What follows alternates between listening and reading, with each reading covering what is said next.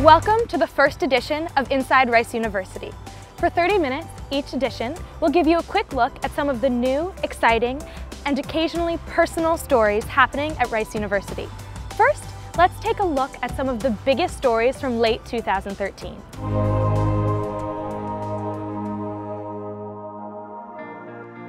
I'm 17 and I'm from Friendswood, Texas. Dee has osteogenesis imperfecta type 3, and it's a brittle bone disease, short. And so his bones are very fragile, and because of that, he can't lift heavy objects or even actually light objects. We take care of a lot of kids with a lot of very special needs here, and it's one of the frustrating parts of our practice is that we see the needs that they have that we can't fill, that we can't meet for them. Things, and sometimes they're the simplest things. So, for example, Dee, he's got osteogenesis imperfecta, which is brittle bone disease. So the slightest touch and he'll break. He'll have multiple fractures. And you would think his main complaint would be that he hurts all the time or that the bones are deformed and misshapen, but they're not. His biggest desire in life was to be able to reach things, to reach the light switch in his own house so he didn't have to call his mom to turn his light on and off. And that bugs him. He's a teenager now, that bugs him. So it was really phenomenal to be able to work with these talented engineers. These Rice students were phenomenal. Put together a fantastic robotic arm for him to solve exactly his problem. And I didn't think it was going to be that cool of a thing. I thought it would be cool, but then I saw it in July and I was like, it was really, really cool. And so now that I get it this time, I can't wait. What the team has done has been quite remarkable. They started out with what was a class project or a one-semester project and then persisted over a 2-year period to continue to work and to develop a project so that they could deliver it to their customer, Dee. This team has, again, without the motivation of grades per se, have really just taken a hold of this project, done an extraordinary job and finished the project in a way that very few student projects finish at Rice.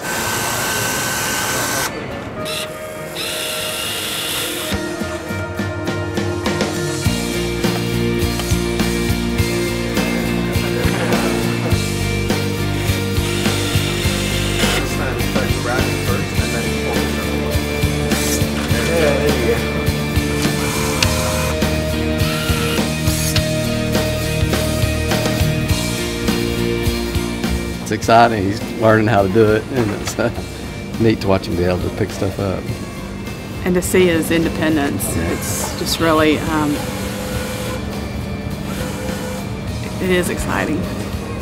It's been an incredible experience for us too. We never would have thought that we would be building a robotic arm for an actual patient. We would be helping people. Like when you come to college, it's not the first thing you think of. You're like, oh, I'm going to come to college and build something for someone. So it's just been an incredible journey for us. 2 years ago when we first started, I had absolutely no idea where this was going to go. In fact, I didn't even think that we were going to continue it. At first it was just sort of like this project that I was working on, but slowly it developed into this personal investment. This day is just amazing. It's the accumulation of all our hard work and everything since NG120 to our undergrad research and all the work that we've put into this project, and it's just really great to see it all come together and Dee actually being able to use the arm. Especially since he's going to college next year. As a mom, it makes me very excited for him to have that independence, not to have to depend on me and his dad, to do everything for him, and I know, he's supposed to be 18, and that's exciting. Every 18-year-old wants that independence, and he's just like all the rest of the 18-year-olds. He wants his independence too, and that'll give him the opportunity to go out and do more things on his own.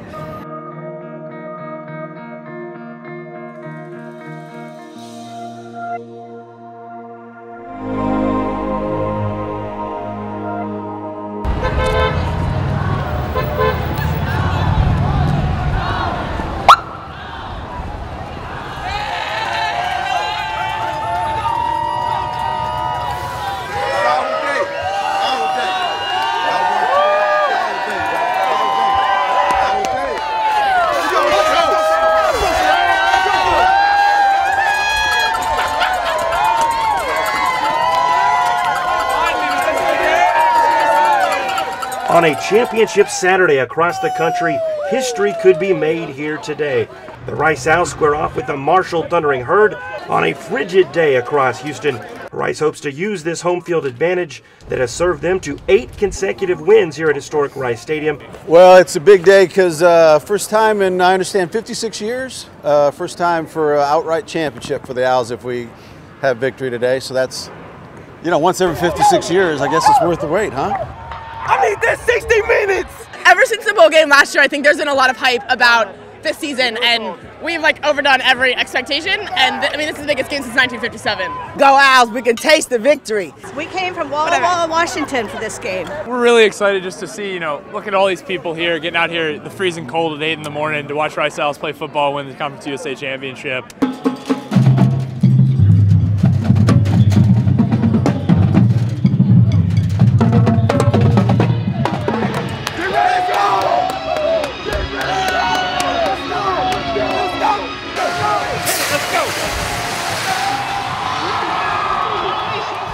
Turner in that pistol behind Taylor McCart. Turner will heave it at the opposite pitch. Wide open, the 10, the 5, the touchdown. Rice Owls. Dante Moore, thank you very much. And the Owls lead early in this championship game with a halfback toss of 35 yards to D. Moore.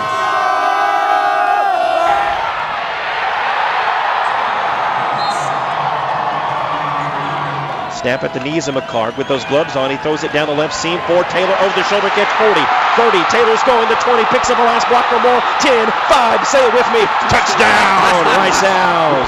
75 yards. His longest of the season. Jordan Taylor and Rice a commanding early lead.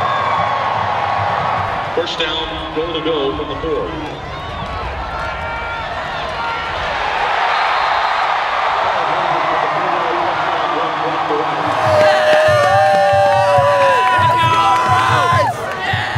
Turner, option pitch, late side right, and it's going to Dillard. Streaks the 5, cuts it in, touchdown, Rice Owls.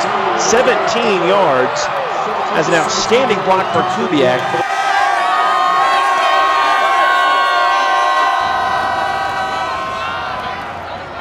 On the option read, they do give it to Ross, breaks a tackle, coming up the 10-5, walking the dog into the end zone, touchdown, Rice Owls. That could do it. And the Rice Owls are Conference USA champions. 41-24 victory over Marshall.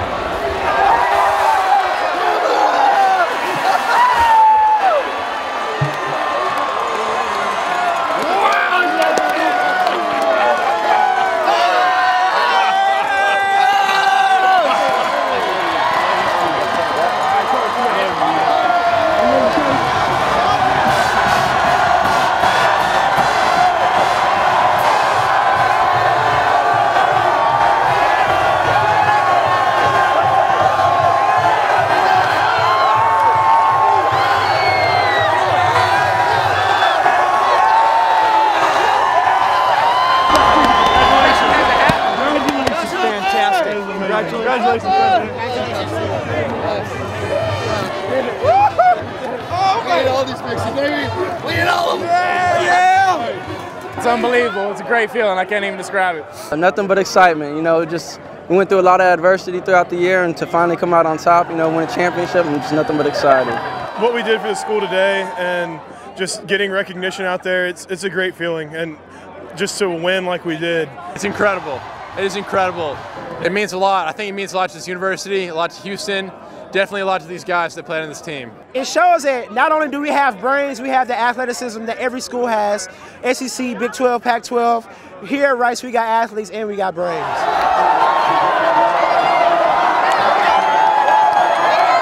Just pure excitement. I don't know, we're just playing hard, playing for each other. I mean, this is what we trained for the whole season. I mean, I'm so proud to be a part of this team. I'm so proud of our school for turning out the way they did. This was such a perfect ending for this class, and I know we got one more game, but absolutely incredible to finish the way we did here. I'm so proud. It's a tribute to 23 great seniors, 19 of them are fifth year, who worked consistently. They didn't just decide to work this year, they worked from the day they got here. They set their goals high, and they never took a day off, and they didn't have bad days. They just continued to work, and they've achieved their goals, and just really proud of this football team. This is Conference Championship Saturday, and we were the first ones to go.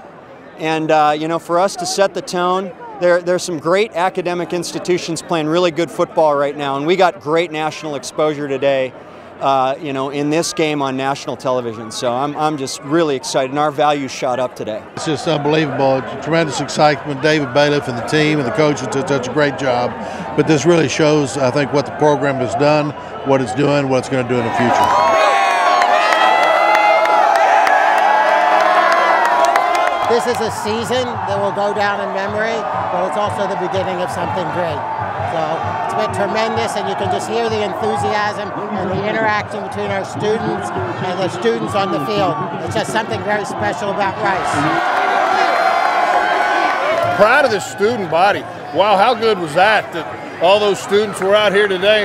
This was a rocking place. It was fun.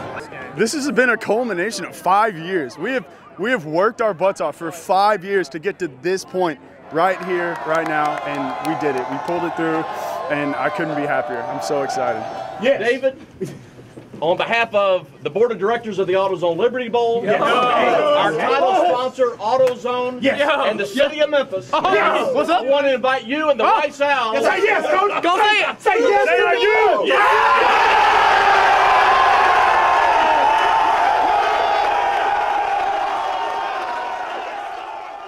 At the forefront of education stands a small school with a big story.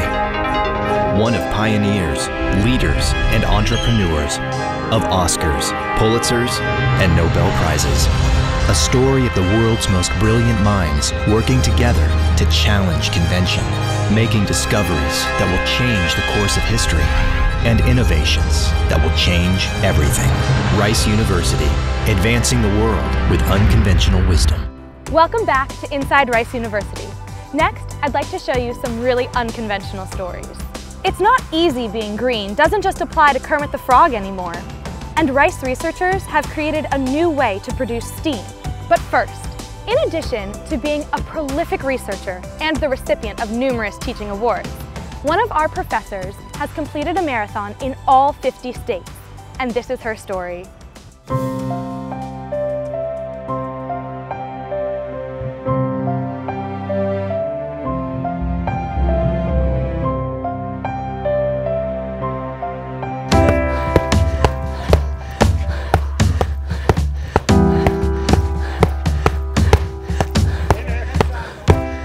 I've actually run probably about 65 marathons total, and I've run a marathon in every state.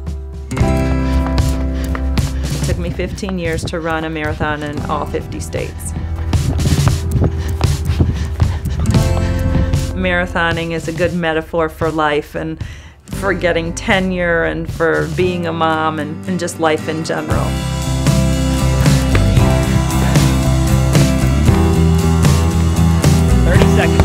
Faster. Speed, speed, speed, speed, speed.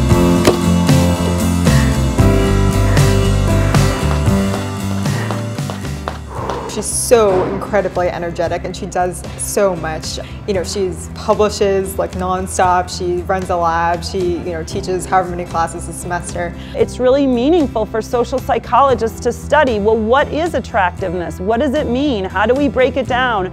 And how do we study it? I would just say she's some kind of unstoppable force. So we're doing this to try to professionally develop you. Remember that. Dr. Hebel wants to get you to that next level, and she wants to know who you are. Oh, how you doing?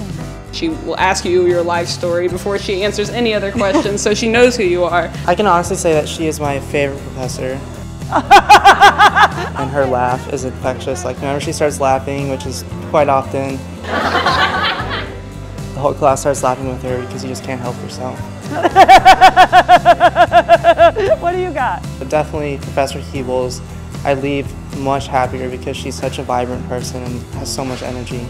I tried to be in all of her classes because I felt like every time I was getting not only just like a quality education, like in terms of the subject, but also in terms of just like life. She definitely upholds every standard that Rice has. She's not only an exceptional teacher, and we know that because she's won as many teaching awards as she's participated in marathons basically, but she's also just an outstanding researcher. She publishes more than anybody else in our department, and she's an incredibly creative experimentalist, and she's just very, very astute in research. Here you go, push off, push. Come on, come on. So she really is a force. Dr. Hebel's the type of person that pushes her students and anyone she meets really to achieve their greatest potential, and she saw that potential in me even when I didn't see it myself. Nikki takes amazing to a whole nother level. You think of amazing kind of being trite and sort of an everyday jargon, but Mickey personifies it. She has this family work-life balance while still being an outstanding researcher, caring about everyone she comes into contact with, that kind of blows amazing out of the water and raises the bar. This is the best part of the day right here. So here they come, okay? Come here, Lily. Come here, give me a hug. I love you. I've been at Rice University for 15 years, and there's not really a mistake in that. First of all, there's very few places that I think I could go where the teaching would be rewarded and valued, where the students would be as good, where I could be as successful in my research as possible and do both of those things, but yet still have a family with a husband and 3 children. And that's probably the reason I'm here, is I love Rice because it's enabled me to be successful. One, come on.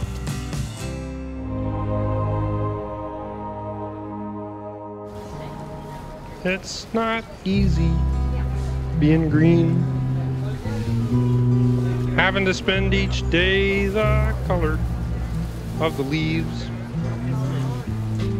The title of the paper, of course, is "It's Not Easy Being Green," and the moral is essentially that no matter how much you do as an environmentalist, there's this sense that it's never going to be enough. And some people are able to cope with that through building immunity through their self-assets, and other people, unfortunately, fizzle and burn out. It's just really, really hard because to be sustainable, you have to take time out of yourself, and you have to make sure that you're looking at resources and looking out for resources. And as a college student, sometimes you don't have that time. So it is a struggle, but there's classes here at Rice that also help you develop and make sure that we find those resources. I mean, there are some things that are easy, but the challenge is you have to understand there's no finish line. It's a race that doesn't have an end, so you kind of have to enjoy the journey along the way, otherwise you're going to beat yourself up. I, anyway, have found a balance. So even though I don't necessarily make the best decision by driving to Target to do groceries, I'll make sure to have a canvas bag. So it's really just about trying to do your best to find a balance. I have to say that sometimes it feels like ignorance is bliss, because there's so much that you can do and it seems like there's not enough time, and certainly as a parent you kind of have to pick and choose your battles.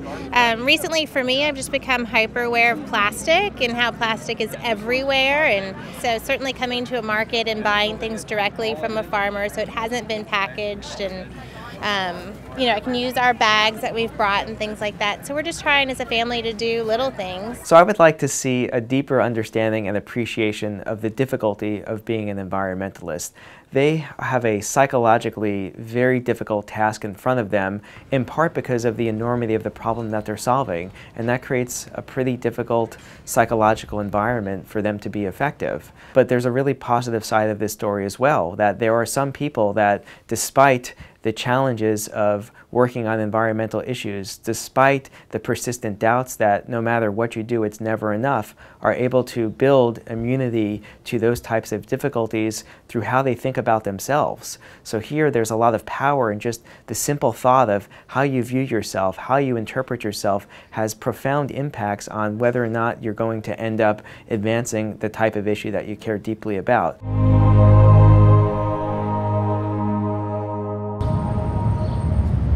So we came up with this innovation of solar steam, and one can ask, well, what could this be used for? We didn't come up with a lot of different ideas, as we certainly did, but one of the even most basic ideas is to use this for human sanitation.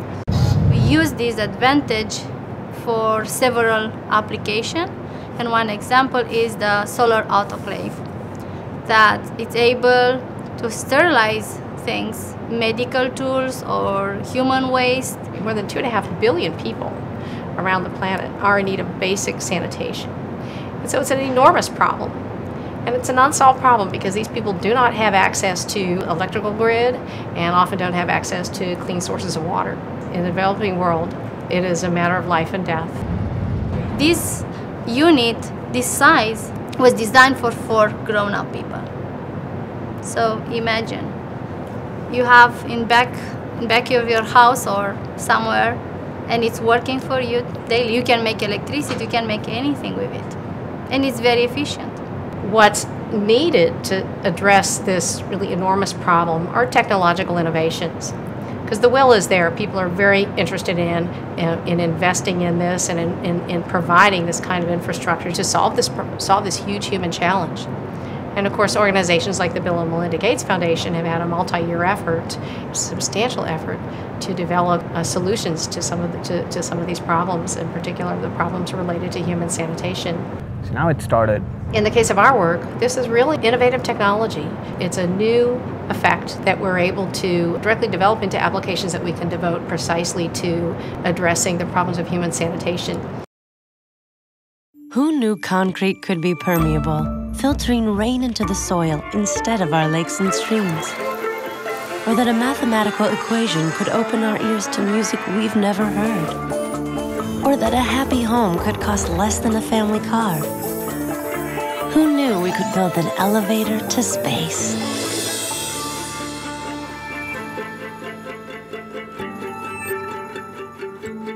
Rice, Unconventional Wisdom. February is a time for love, and so we leave you with one of Rice's greatest love stories, the story of Wally and Laureen. A lot of marriages have been formed on the Rice campus. Some of them just take a little longer to work themselves out than others. Well, I was a senior chemical engineering student and 22 and beginning to think seriously about the future, and the sense in which you could say, yeah, I was on the prowl, you know. I began Rice in '41. I met him right after that. I thought she was the best looking freshman. Anyhow, admiring beauty and at the right moment in life, I zeroed in on her and said, that's the one for me. And he asked me out to the rally club party, so we hit it off right away. We were even holding hands, and one of my seniors in the club said, you're too fast. You shouldn't be holding hands with him. In fact, the whole year was kind of a whirlwind. I was finishing an engineering degree, trying to decide where to go to work and what my life was going to be, and dating a gorgeous freshman. And of course I didn't have any money or anything like that. He asked me to marry him, but I felt like I was too young. My dad would have had a fit, I guess, if I hadn't finished college, because all of my ancestors had college. And so I just told Wally that I didn't feel like I could get married right then. Well, she was 19 and attractive and active in social affairs and dating and things like that. And she suggested that it might be appropriate if we dated other people. And I really couldn't handle it. I guess I was too possessive and controlling. So what it amounted to me was a kiss off. And, you know, she got busy and I got busy, and we drifted apart.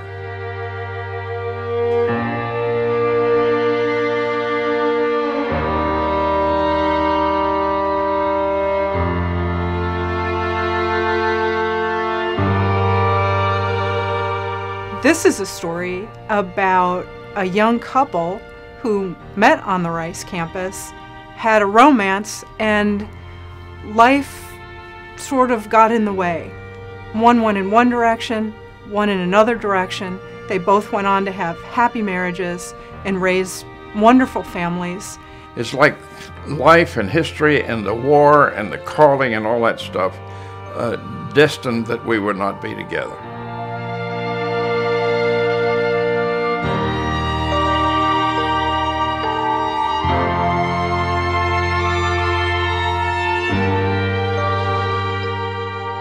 Things happened to both of us, but in that interim period, but we still remembered each other. 43, I graduated. And then I married in 45, and she married in 47. And we didn't see each other regularly until after my wife died, which would have been in the year 10. So I read that and I decided, well, I'll just call him and tell him I really was sorry. I knew he had a good marriage and 4 kids and everything. A year after my wife died, I was sitting here. The doorbell rang and I was on the telephone, carried the phone to the door. The delivery man with a box. And I'm talking on the phone and signing for the box and taking it back to the bank. It was my wife's ashes, and freaked me out. And then a few days later, I was doing journaling, and the other voice in the journal said, "You let yourself become a hermit, and you're not a hermit." About a week later, the same voice in the journal writing said, "You find someone else to give your love to." And that startled me, because that's not the way you usually think about it. You think more selfishly than that. Someone to give your love to. And it was startling. And then a few weeks later, by sheer coincidence, I was visiting in her apartment, and it took me about an hour and a half for the little voice that says, "You found her." But her husband, whose mind was already about gone, was still alive, and we could not act on it. So we just remained dear friends, and were very, very close until he expired, and then we were free to move.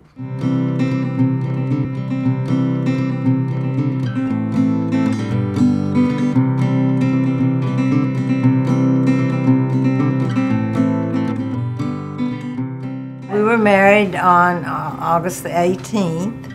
It jammed the little chapel. Overflowed. On Saturday, before the wedding on Sunday, I awakened in the middle of a dream. At the dream, I was reading the Houston Chronicle, and it was a write-up of the wedding. And in the dream, the write-up said, "The bride and groom staggered down the aisle." That's what I saw in the dream. We were in love again, and we were in love then. And of course, we've matured, and we have a lot of fun still, and so that part's about the same. We always did, but this time we joke around a lot about things, and he thinks it's great to have a girl pal, and so that's good. I'm glad I'm a girl pal. You know, we're quite aware of the fact that this is a geriatric arrangement, and you know, 93 and 89, and it's different. But the kind of openness and freedom of the relationship is simply astonishing. I cannot conceive of an adult man and woman any closer than we have been, any more open to all of human experience as we are. This is my girl of the opposite sex. This is my pal. And I could not have imagined it. I could not have dreamed it. It wasn't even on the scope at all. Suddenly, you're aware of the fact it's happening. And we pray to God each meal. We have many prayers to God, thanking Him for bringing us together, because we both feel like it was part of what He wanted us to do, you know. Older women especially are Yeah. tickled to death. Right. Maybe there's hope for me, or something is what they say. Well, don't give up.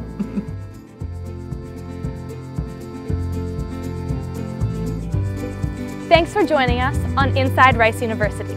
To learn more about Rice, visit rice.edu. And don't forget to follow us on Facebook and Twitter to keep up with all the latest things happening at Rice University. Thanks for watching, and see you next time.